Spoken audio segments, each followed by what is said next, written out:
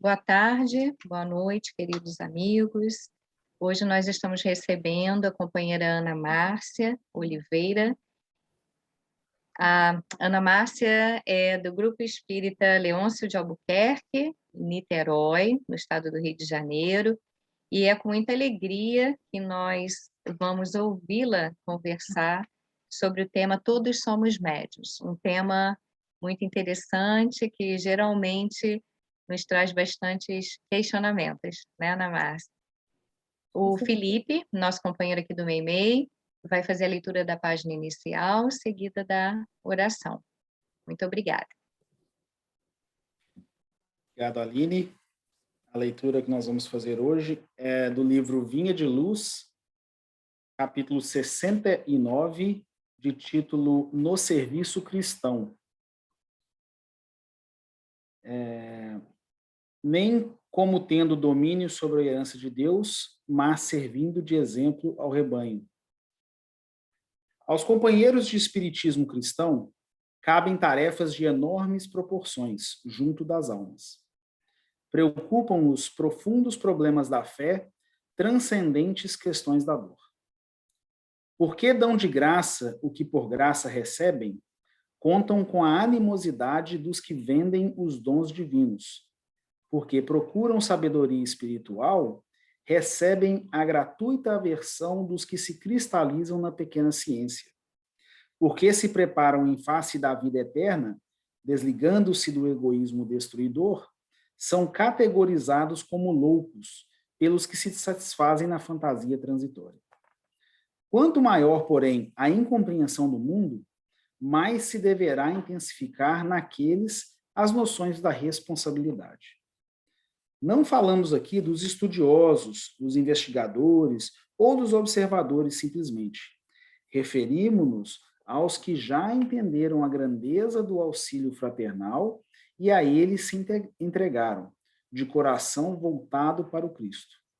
Encontram-se nos círculos de uma experiência nobre demais para ser comentada, mas a responsabilidade que lhes compete é igualmente muito grande para ser definida. A ti, pois, meu irmão, que guardas contigo os interesses de muitas almas, repito as palavras do grande apóstolo, para que jamais te envaideças, nem procedas como tendo domínio sobre a herança de Deus, mas servindo de exemplo ao rebanho. Então, com as vibrações dessa leitura, nós rogamos que todos possam elevar seus pensamentos a Deus, entrando em sintonia com a espiritualidade amiga presente em nossos lares e na casa de Meimei Coquita. Deus, Pai de infinito amor e bondade, querido Mestre Jesus, médico de nossas almas, espiritualidade amiga que nos cerca, que nos acompanha, nos intui e nos ilumina. Gostaríamos de agradecer imensamente por essa bendita oportunidade de aqui estarmos reunidos em nome do nosso querido Mestre Jesus, buscando aprender um pouquinho mais sobre a mediunidade, aprender um pouquinho mais sobre o que é a mediunidade com Jesus, aprendendo um pouquinho mais sobre como sermos seres mais alinhados com os propósitos divinos, adotando no nosso dia a dia, passo a passo, pouco a pouco, o processo de reforma íntima e transformação moral, para que possamos um dia alcançarmos o patamar de espíritos puros. Ilumine a nossa querida irmã palestrante, Ana Márcia, nessa noite de hoje, para que ela possa estar intuída pela espiritualidade amiga, trazendo para todos nós, na medida da nossa capacidade de entendimento e na medida do nosso merecimento, as lições que precisamos para continuar caminhando adiante. Abençoe os nossos propósitos hoje, agora e sempre. Que assim seja. Com você, Ana Márcia. Bom estudo. Muito obrigada. Eu gostaria de agradecer imensamente a oportunidade de estar aqui essa noite com vocês, né? Embora a diferença de horário, mas noite para todos nós. E gostaria muito de expressar a minha admiração e rogar a Jesus abençoe e fortaleça muito vocês nesse propósito de divulgar a doutrina e manter essa mensagem ativa em terras tão distantes, né, do Brasil, no berço, na verdade, hoje é o maior berço da doutrina espírita no mundo, onde existem mais profitentes dessa religião, e vocês vencerem os desafios naturais, de culturais, sociais, enfim, linguísticos, para poder trazer a mensagem espírita para tantas pessoas. Deus os abençoe, Deus os ajude sempre, mantendo em vocês esse ideal, essa chama desse ideal acesa. Bem, todos somos médiums? Segundo os espíritos, todos somos médiums. Mas o que é a mediunidade, né? Do que se trata a mediunidade? A mediunidade é apenas um sentido a mais, né? Assim como nós, boa parte de nós, enxergamos, ouvimos, sentimos, né? Temos o tato, o paladar, no nosso corpo, ele estabelece uma comunicação com o mundo através dos sentidos, né? A mediunidade é apenas mais um sentido, uma capacidade de percepção de uma realidade nem sempre acessível para todos. Todos somos médios? Somos. No entanto, essa capacidade de percepção desse mundo espiritual, ela tem uma gradação muito extensa. Então, você tem desde pessoas, por exemplo, como Chico Xavier, né? Conhecido, médium, já desencarnado, brasileiro, de Minas Gerais, Uberaba, que psicografou a maior parte das obras espíritas, das quais a gente tem conhecimento, e cuja mediunidade tinha a característica de ser cristalina, né? Eu acho que tinha uma capacidade de perceber o mundo espiritual com muita clareza, que não é uma coisa comum. Então, você tem desde a gradação do Chico, que é essa pessoa que na verdade, estava entre dois mundos o tempo todo, né? Ele perpassava o mundo físico e o mundo espiritual, muitas vezes até sem conseguir discernir o que era físico, quem era encarnado e quem era desencarnado, até a intuição que a maior parte de nós temos, né?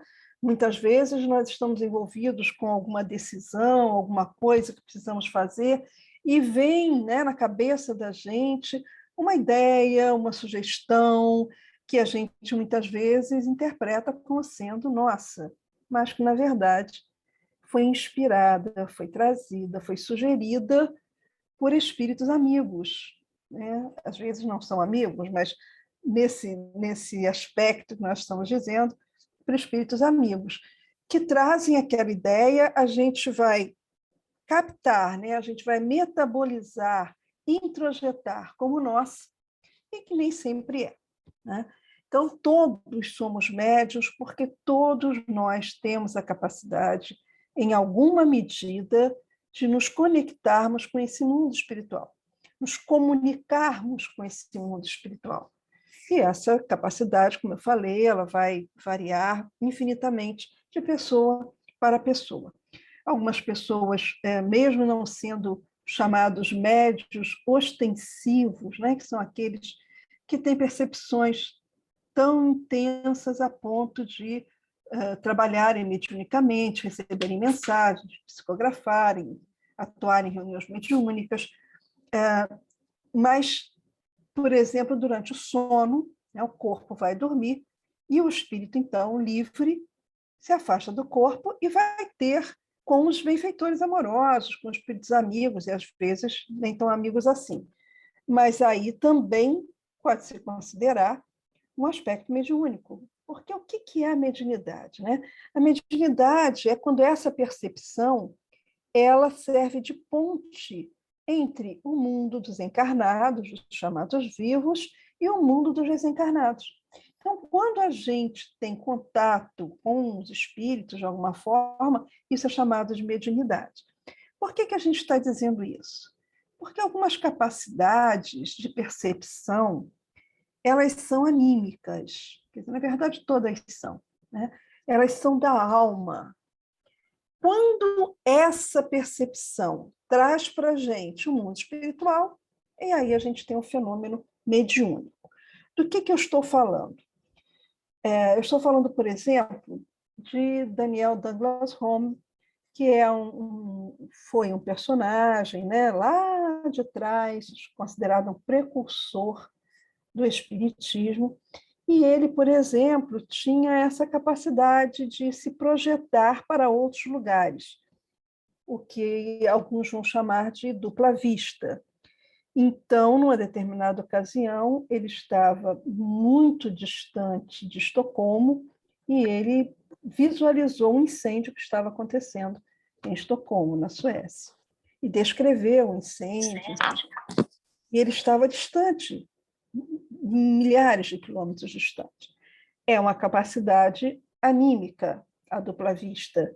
Mas quando essa dupla vista revela alguma situação espiritual, então ela se torna um fato mediúnico. Ela propicia, ela proporciona um fenômeno mediúnico. Então, todos somos médiuns, né? De alguma forma, todos o somos. André Luiz, no livro... meu Deus, me falhou a memória agora. Enfim, eu vou pegar ele aqui, que eu vou me lembrar, que está bem à mão aqui. Mecanismos da mediunidade. A idade é um problema, a gente vai ficando mais velha, a memória já não ajuda. No livro Mecanismos da Mediunidade, André Luiz traz uma explicação muito interessante sobre o fenômeno mediúnico. Ele vai estabelecer uma relação entre o comportamento de um átomo e essa capacidade que algumas pessoas têm de perceber esse mundo espiritual e trazer informações desse mundo espiritual. A gente considera que a mediunidade ela é uma junção, uma interação psíquica entre o encarnado e o desencarnado. Então, o médium tem o seu psiquismo, né, a sua vida psíquica, e, eventualmente, ele é capaz de ser penetrado psiquicamente por outro psiquismo, por outra mente. E perceber, então, nessa interação, sentimentos, emoções, ideias daquele outro psiquismo. O André Luiz compara isso com comportamentos de determinados átomos. Por exemplo, ele fala do átomo do ferro.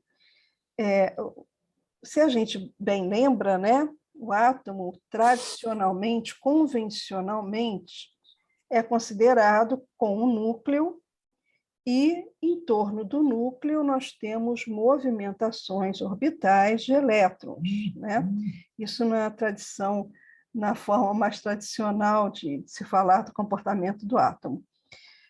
Esses elétrons, eles orbitam, né, o núcleo, eles giram em torno do núcleo, estabelecendo uma órbita, um caminho constante, né, e ali eles ficam. Dentro de vários elementos químicos, essas órbitas, elas não são únicas. Uma se sobrepõe à outra, como se fossem camadas. Quando esse elemento, na sua última camada, tem um número de átomos que não deixam esse elemento compensado, equilibrado, estável, nós dizemos que ele é apto a roubar elétrons de outros elementos, para poder deixar lá aquela sua última camada justinha, arrumadinha, e ele ficar estável. É um comportamento comum desse tipo de elemento atômico. Então, ele compara, André Luiz vai comparar a mediunidade a essa chamada descompensação vibratória, né? O médium seria alguém que tem uma instabilidade, né, nessa a mesma estabilidade, né, ele compara com a do átomo, e que, por esse motivo, muito facilmente interage com outro psiquismo, assim como o átomo. Ele vai interagir com outro átomo para poder pegar aqueles elétrons da última camada e ficar estável. O médium também tem essa possibilidade, os chamados médiuns ostensivos, né? Aqueles que têm essas percepções mais claras. Ele tem essa facilidade, então, de se acoplar, se juntar e, vamos dizer assim, compartilhar o seu psiquismo com outro psiquismo, nesse caso, o psiquismo de alguém desencarnado. Então, como eu falei anteriormente, quando o médium faz esse processo de interação, ele começa a perceber emoções, ideias, sensações, sentimentos que não são dele, são de outro psiquismo, de uma outra pessoa. Nesse caso, em geral, alguém desencarnado.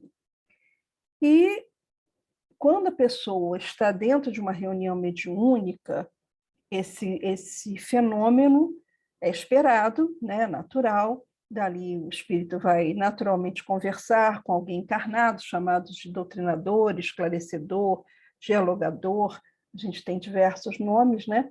E vai ser atendido, vai ser esclarecido, ou, se é um benfeitor, vai ter a sua mensagem ouvida por todos, e etc. Mas, muitas vezes, isso acontece com alguém que nem é espírita, né? Nem tem esse conhecimento.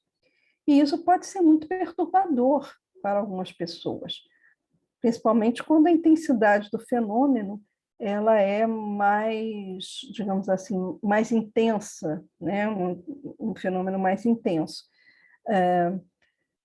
Alguns anos atrás, veio trabalhar comigo, né, uma pessoa que tinha uma filha de 9 anos na época, que tinha percepções mediúnicas, e essa pessoa era católica. E ela descobriu que eu era espírita. E, depois de um certo tempo de convivência, nascida uma confiança, ela começou, então, a narrar, quando soube que eu era espírita, os fenômenos que aconteciam com a menina. A menina via com muita clareza a avó, que já havia desencarnado, e falava com a mãe: mamãe, vovó está aqui, ela está assim, assim, assim. A mãe ficava apavorada, não entendia nada, né? E ela me pediu que conversasse com a menina, né, para conversar, explicar o que estava acontecendo. E eu me recordo que eu utilizei de uma imagem que eu acho que é bastante adequada, eu penso que é bastante adequada.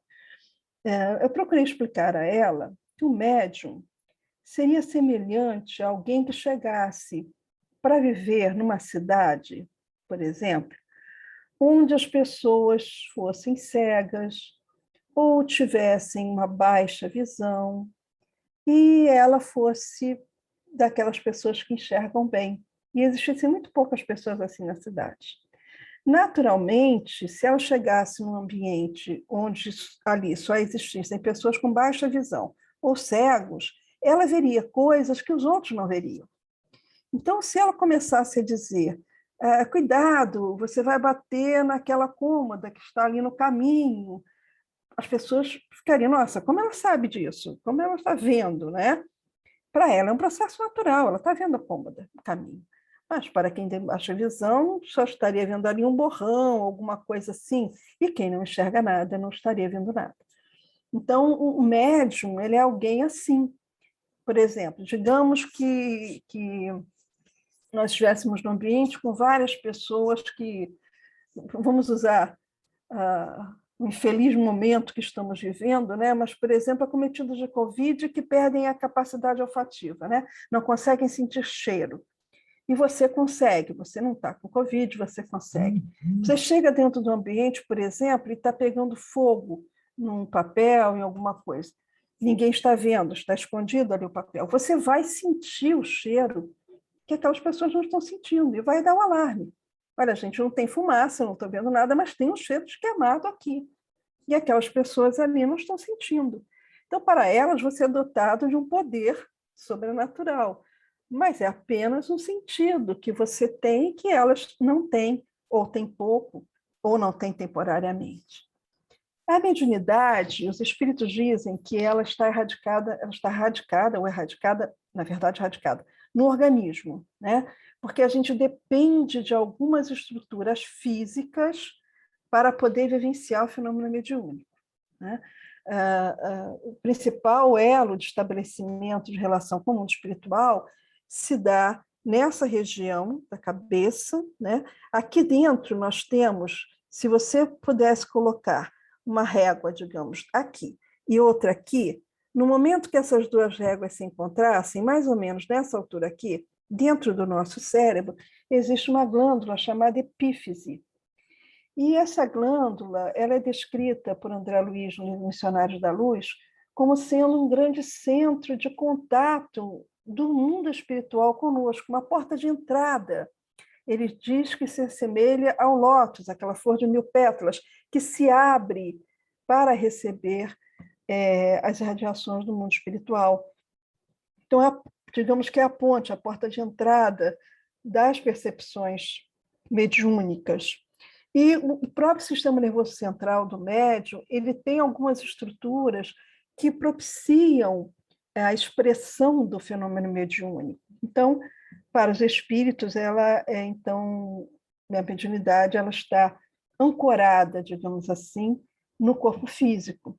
Mas a mediunidade, ela é uma construção da alma, né? Em geral, o médium ostensivo, ele já foi médium em outras vidas. Ele já teve oportunidade de desenvolver isso em outras vidas. E nós temos notícia, a mediunidade não é uma invenção da doutrina espírita. A mediunidade sempre existiu, desde sempre. O homem, desde sempre, ansiou e teve possibilidade de contato com o mundo espiritual, com os fenômenos do mundo espiritual. Nós temos na história a descrição, por exemplo, das chamadas bruxas, desde sempre, mas que tiveram um protagonismo maior na Idade Média, porque foram perseguidas e atacadas, algumas foram mortas, exatamente, entre outras coisas, não apenas pela mediunidade, mas entre outros fatores, porque elas tinham percepções mediúnicas e eram capazes de prever coisas, eram capazes de descrever situações que a maior parte das pessoas não viam, não sabiam, não percebiam, e por isso eram chamadas de bruxas. E sofreram muito por conta disso, né? Principalmente no período da Inquisição. Então, a mediunidade sempre existiu, desde a época de Jesus, desde antes de Jesus. Ela apenas, a partir da codificação, que foi a sistematização, a organização desses conhecimentos sob a égide, sob a supervisão de Allan Kardec, ela ganhou um espaço, ela ganhou um espaço determinado dentro da doutrina e dentro do movimento espírita em função desses conhecimentos que foram trazidos e organizados por Allan Kardec. Allan Kardec primeiro escreveu uma obra, Manifestações Espíritas, e depois, então, ele foi ampliando essa obra, e essa obra se tornou o Livro dos Médiuns, né? O Livro dos Médiuns é, sem dúvida nenhuma, uma obra espírita da codificação que dá conta desse aspecto da doutrina, que é a mediunidade. A mediunidade é a base por onde, é o canal por onde o conhecimento do mundo espiritual chegou até nós, né? Os espíritos trouxeram esse conhecimento, como eu falei, o fenômeno mediúnico não é um atributo, nem foi inventado pela doutrina espírita, mas a doutrina espírita deu a esse fenômeno transparência, visibilidade, para que a gente entendesse o mecanismo dessa mediunidade, que inclusive é o nome do livro que eu não estava me lembrando, do André Luiz, compreendêssemos o mecanismo desse fenômeno, como ele acontece, e de que forma nós podemos viver esse fenômeno à luz da doutrina espírita e sob a égide de Jesus, transformando essa possibilidade num canal de atendimento a espíritos necessitados, transformando essa possibilidade num canal de esclarecimento, por onde as notícias do mundo espiritual chegam até nós, nos esclarecendo, nos consolando, nos confortando, nos oportunizando sermos pessoas melhores através desse conhecimento. Graças à mediunidade, por exemplo, do Chico Xavier, é que nós temos a obra de André Luiz, que é uma obra fantástica, densa, explicativa, elucidativa, de muitos acontecimentos que regem a vida do encarnado e que a gente antes não tinha acesso a essas informações. Então, graças à mediunidade, lá de trás das irmãs Foxes, da senhorita Jafé, das irmãs Budan, que a gente foi tendo o acesso ao que os espíritos vinham trazendo para nós. Então, a mediunidade é essa porta que se abre, essa ponte que se constrói entre o mundo espiritual e o mundo físico. Abençoada mediunidade, que nos esclarece, que nos fortalece, voltando novamente ao Chico, porque não há como falar em mediunidade, não falar em Chico Xavier. Nós temos 2 filmes que muitos de vocês já devem ter visto, As Mães de Chico Xavier e o Chico Xavier, o filme, que mostram a grandeza dessa mediunidade quando utilizada sob inspiração e fundamentada nos ensinos cristãos. Porque o Chico, por exemplo, através da mediunidade, consolou, eu diria que salvou a vida de muitas mães, de muitos pais, irmãos, parentes, que vindo seus amados desencarnarem, através da mediunidade do Chico Xavier, tiveram a certeza de que eles continuavam vivos. Essa mediunidade abençoada, essa mediunidade utilizada sob a inspiração de Jesus, tem sido, sem dúvida nenhuma, uma fonte de consolo, de conforto, de ajuda. E, assim, há muitos espíritos desencarnados, né? Apenas para a gente encerrar, lembrar que, por exemplo, os espíritos suicidas, aqueles que se matam, né, que se suicidam, a maior parte das religiões não lhes concede uma missa, um ritual, nada, né, porque consideram que o suicida tem a sua sorte selada e não há o que fazer por ele. A doutrina espírita, através da mediunidade, tem esclarecido e socorrido a muitos desses espíritos, inclusive fortalecendo-os para que, num momento próximo de uma reencarnação, não repitam o próprio ato. Então, a mediunidade é um instrumento abençoado, é uma forma bendita de que Deus se utiliza para que a gente possa estender as mãos uns aos outros, encarnados e encarnados, desencarnados e desencarnados, encarnados e desencarnados. A lei de Deus é uma lei solidária.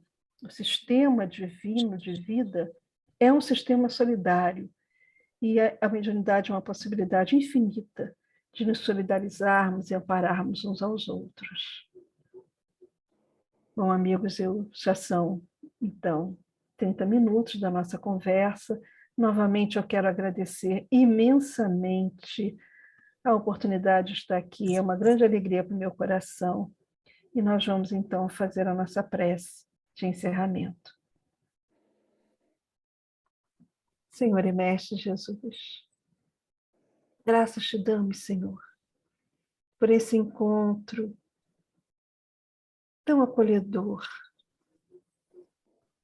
E gostaríamos de te agradecer a oportunidade de nos reunirmos com irmãos tão distantes fisicamente, mas que a tecnologia nos coloca tão pertinho, quase que sentindo o calor do coração de cada um deles. Abençoa-os, Senhor, nós te imploramos. Fortalece em cada um desses trabalhadores, que são aqueles que levam a tua mensagem, lembrando Paulo de Tarso, que vencia as distâncias físicas, as diferenças culturais, sociais, linguísticas também, para levar a tua mensagem. E graças a Paulo, a tua mensagem é ao mundo. Eles também hoje são as cartas vivas do teu evangelho, Senhor, levando tua mensagem aos recantos mais distantes. Abençoa-os, nós te pedimos. Fortalece-os, inspira-os nessa tarefa bendita. Muito obrigada, Senhor.